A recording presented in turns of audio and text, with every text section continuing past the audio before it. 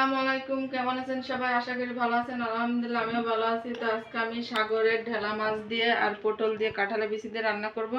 তো পুরো ভিডিওটা দেখতে থাকুন আর আমার চ্যানেলটাকে সাবস্ক্রাইব করে পাশের ঘন্টাটা বাজিয়ে দেবেন আর প্লিজ পুরো ভিডিওটা দেখবেন। তো এই যে আমি এখন পটলগুলো সুন্দর করে সবগুলো কুটে নেব।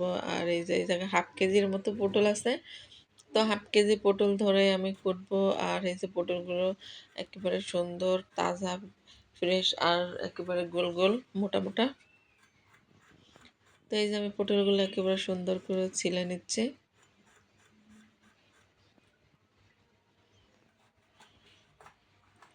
তো যেহেতু আমি এই যে মাছ দিয়ে রান্না করব, তো আমি সেহেতু পটলগুলো এরকম 4 খণ্ড করে করে নিচ্ছি।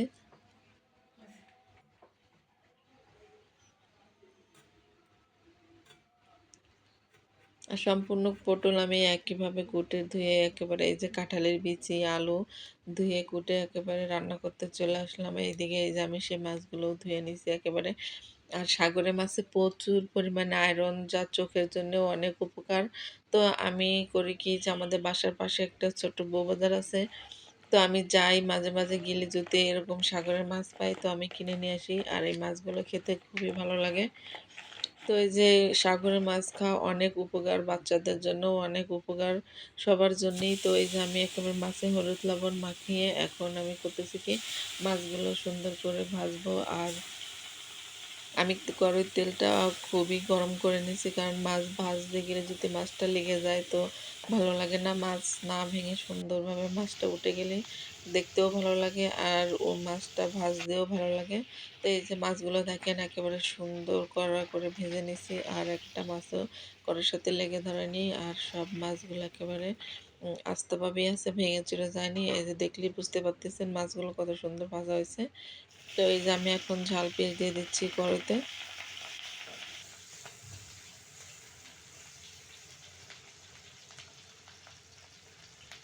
আর ঝাল পেঁয়াজগুলো এই যে একেবারে বাদামি কালার ভাজা হয়ে গেছে। এখন আমি এর ভিতরে আদা জিরা রসুন বাটা দিয়ে দিলাম। আর এখন আমি এক এক করে সব মশলাগুলোই দিয়ে দেবো। তো আমি একটুখানি পানি দিলাম যেন মশলাটা পুড়ে না যায় পেঁয়াজটা। তো এই যে পরিমাণ মতো লবণ দিয়ে দিলাম ধনের গুঁড়া, হলুদের গুঁড়া দিয়ে সুন্দর করে আমি এখন মশলাটাকে করব কি সুন্দর করে মশলাটাকে কষাই নেব। আর মশলাটা যতক্ষণ ভাজা ভাজা না হবে আমি ততক্ষণ মশলাটাকে কষাবো। কারণ মশলাটা যত ভালো কষাবেন দেখবেন তরকারিটা খেতে ততই ভালো লাগে।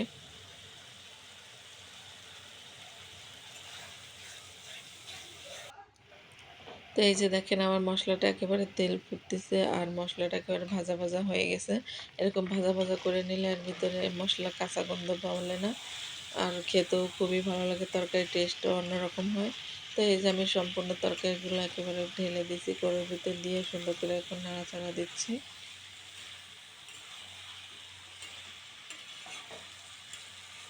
আর আমি কষানোর জন্য করব কি অল্প পরিমাণে পানি দেবো, কারণ পটল থেকেও পানি বের হয়, এর জন্য অল্প পরিমাণে পানি দিয়ে আমি সুন্দর করে ঢাকনা দিয়ে ঢেকে দিচ্ছি। আর এই যে আমার কষানোর জন্য একেবারে সুন্দর অল্প পরিমাণে পানি উঠছে, পটল থেকে উঠছে। আর অল্প একটু দিছি, একেবারে পরিমাণ মতো আছে। এতে পটল আলু দুটোটাই একেবারে সুন্দর করে সেদ্ধ হয়ে যাবে। তো আমি একটু নাড়াচাড়া দিয়ে আবারও ঢেকে দেবো। তো এই যে দেখেন আমার পটল আলু একেবারে সুন্দর কষানো হয়ে গেছে, দেখলে বুঝতে পারতেছেন সেদ্ধ হয়ে গেছে একেবারে, আলুও সেদ্ধ হয়ে গেছে। আর এখন একেবারে সম্পূর্ণ ঝোলটাও টেনে গেছে। আর এখন আমি করব কি ঝোলের পানিটা দিয়ে দেব।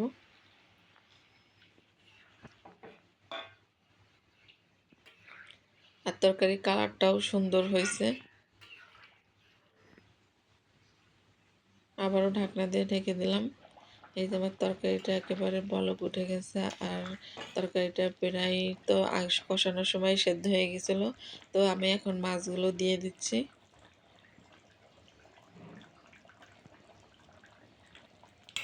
দিয়ে করতেছি কি যে খুন্তি দিয়ে মাছগুলো একটু ঝোলের পানির ভিতরে ডাবাই দিচ্ছি যেন মাছের ভিতরেও সুন্দর করে একেবারে ঝোলের পানি যায়। এই যে আমার তরকারিটা হয়ে গেছে, দেখতেই পাচ্ছেন তো কত সুন্দর কালার হয়েছে তরকারিটা।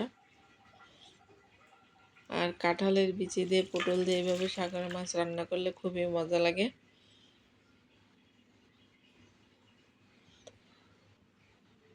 তো তো এই যে রান্না-বাড়া শেষে সবাই দুপুরবেলা খেতে বসে গেছি। তো আজকের মতো ভিডিওটা এই পর্যন্তই। সবাই ভালো থাকবেন, সুস্থ থাকবেন। আল্লাহ হাফেজ।